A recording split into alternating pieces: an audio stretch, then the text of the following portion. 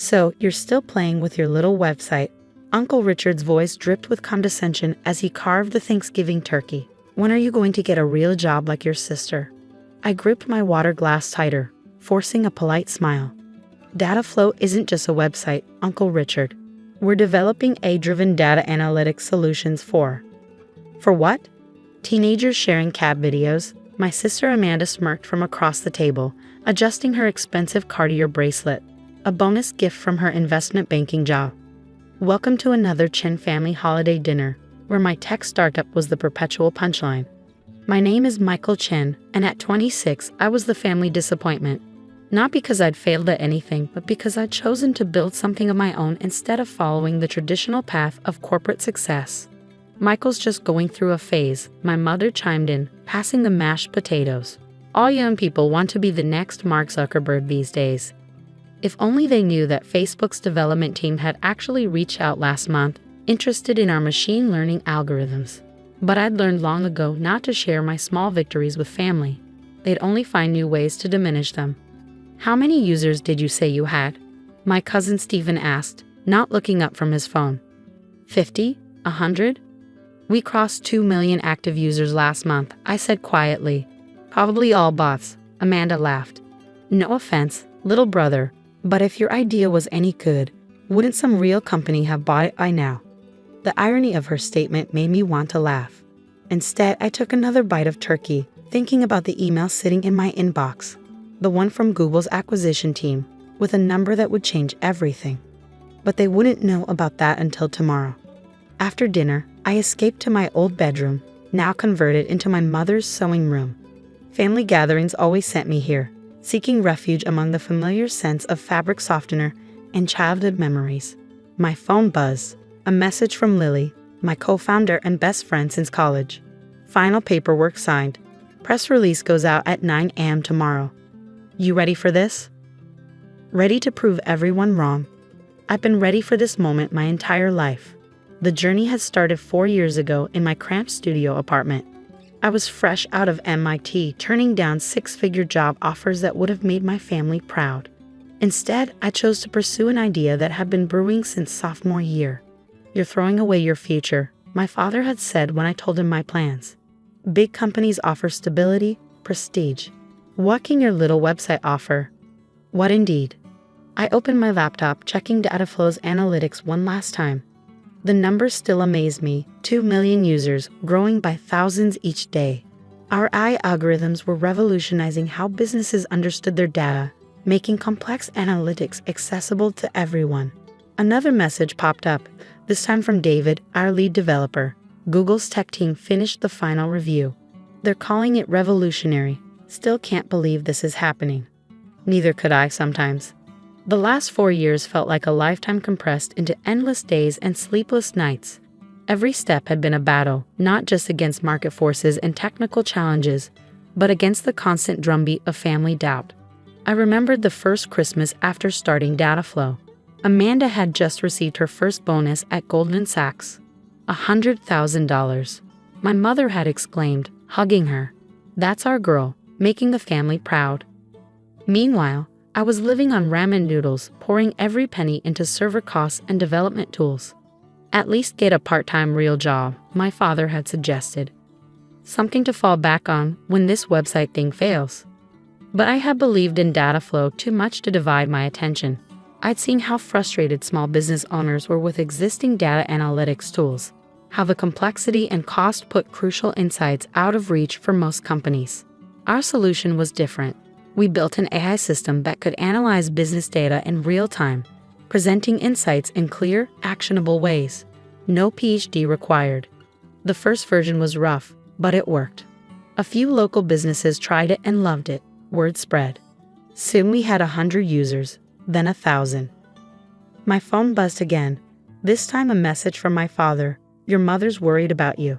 That tech company in Singapore is still hiring. VP position. Good benefits. I stared at the message, shaking my head. Even now, they couldn't see what was right in front of them. Downstairs, I could hear my relatives talking, their voices carrying through the heating vents. Such a waste of potential, Uncle Richard was saying. Top of his class at MIT, And what does he do? Plays with computers all day. Remember when he turned down that job at Microsoft? Amanda added. Dad nearly had a heart attack. I smiled, remembering that day. Microsoft had offered an impressive package, high salary, stock options, prestige, everything my family valued. But I'd seen something they hadn't, a gap in the market, a problem that needed solving, and a way to solve it that nobody else had tried.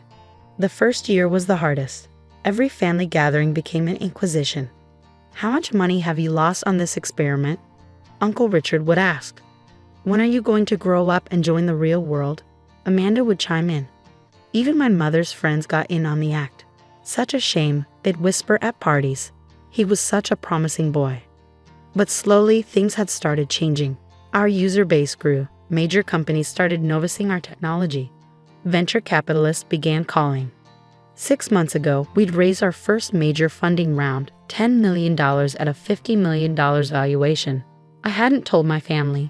They wouldn't have understood, would have found some way to turn it into another criticism. My phone buzzed one more time. An email from Google's acquisition team. Final confirmation. Press release scheduled for 9 a.m. Eastern Standard Time. Congratulations again on building something extraordinary. Extraordinary. Not bad for a little website. I walked back downstairs just as Amanda was showing off pictures from her recent Maldives vacation.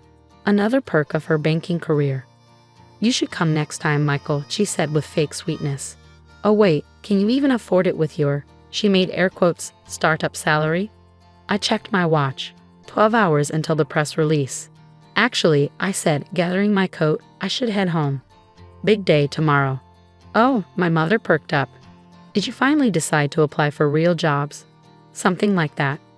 Outside, the November air felt crisp and clean. I drove home to my modest apartment, the same one I'd lived in since starting Dataflow. I could have afforded better months ago, but it had become a symbol of my commitment, a reminder of where this journey started. Lily was waiting inside, laptop open on my coffee table. We'd given most of the team the week off, but she'd insisted on being here. I still can't believe this is real, she said, scrolling through the final acquisition documents. $300 million. Your family's going to lose their minds. I sat down heavily on my worn couch. They're going to think it's a mistake, or a joke, or both. Then they're in for one hell of a surprise. She grinned. Want to practice your I told you so speech? But I didn't want revenge, not really. What I wanted was something more fundamental, recognition. Not just of Dataflow's success, but of the validity of choosing your own path. My phone was already filling with messages, reporters who'd gotten wind of tomorrow's announcement, investors offering congratulations, employees excited about their stock options. But one message made me pause. An old email from my grandfather, sent just before he passed away 2 years ago. Michael, everyone sees the bamboo when it towers over the garden. Nobody remembers the years it spent growing strong roots underground. Keep building your roots. The growth will come. He had been the only one who never questioned my choice, who saw beyond the little website to the vision behind it. Tomorrow, everyone would see what he had seen all along. At exactly 9 o'clock a.m., everything changed. I sat in my apartment, watching multiple screens as the news broke across different platforms. TechCrunch was first. Google acquires Dataflow and $300 million deal, marking major AI analytics breakthrough. Then came the Wall Street Journal, Forbes, Business Insider, each headline making the surreal feel more real. My phone started buzzing nonstop, but I waited. The most important reactions would come soon enough. Lily refreshed her Twitter feed. You're trending. #Dataflow is exploding. At 9:07, the first family text arrived, from Amanda. Is this some kind of joke? Google didn't really buy your little website. Then Uncle Richard. There must be a mistake. $300 million? That's impossible. My mother called 3 times before I finally answered. Michael? Her voice shook. There are reporters outside our house. They're asking about you, about Dataflow. What's happening? I took a deep breath. Remember that little website everyone's been mocking? Google just bought it. The press release went out 7 minutes ago. Silence. But that's not possible. You never said. Why didn't you tell us? Would you have believed me? I asked quietly. Or would you have found another way to dismiss it as playing around with computers? More silence. Then my father's voice, he must have taken the phone. Son, I don't know what to say. You don't have to say anything, Dad. The numbers speak for themselves. After hanging up, I turned to Lily. Ready for the press conference? She grinned. Born ready, though I still think you should have gone with my suggestion for the announcement. What local family's black sheep becomes tech millionaire, surprises everyone except himself. Has a nice ring to it. The Google press conference was scheduled for 11 a.m. at their downtown office. By the time we arrived, the sidewalk was packed with reporters. Cameras flashed as we made our way inside. Susan Chen, Google's VP of Acquisitions, met us in the lobby. Ready to meet the press, Michael? They're particularly interested in how you developed the core algorithm. And she smiled. How you kept this so quiet. The next hour was a blur of questions, technical explanations, and forward-looking statements. I described Dataflow's mission, making complex data analytics accessible to everyone, explained our AI's unique approach to pattern recognition, outlined how Google's resources would help scale our technology globally. Then came the personal questions. Mr. Chen, is it true you started this company right out of college? Did you really turn down jobs at Microsoft and Amazon to build Dataflow? How does it feel to be one of the youngest tech founders to achieve an exit of this size? I answered professionally, but my mind kept drifting to all those family dinners, all those dismissive comments, all those suggestions to get a real job. My phone buzzed again. Amanda. The partners at Goldman are asking me about my tech genius brother. Since when are you a genius? This isn't fair. I ignored it. After the press conference, Lily and I took our team out for lunch. These were the people who had believed in the vision, who had worked countless late nights and weekends to make it reality. To Dataflow, I raised my glass. And to everyone who saw beyond the little website. The celebration was interrupted by a commotion at the restaurant's entrance. My entire family had arrived. Parents, Amanda, Uncle Richard, everyone. Michael, my mother rushed forward, looking flustered. Why didn't you tell us? All this time. Would it have made a difference? I asked. Would you have stopped calling it a waste of time? Uncle Richard stepped forward, his usual confidence gone. We were wrong. I was wrong. What you've built, it's extraordinary. Now you see it. I nodded. Now that Google validates it. But you know what? I didn't need Google's validation. I knew what we were building mattered. I just needed the space to build it. Amanda hung back, looking uncomfortable. Her Cartier bracelet suddenly seemed less impressive compared to what her unsuccessful brother had achieved. The reporters, she said finally, they want to interview me about you, about growing up with a tech visionary. I couldn't help but laugh. And what will you tell them? About how you mocked my work?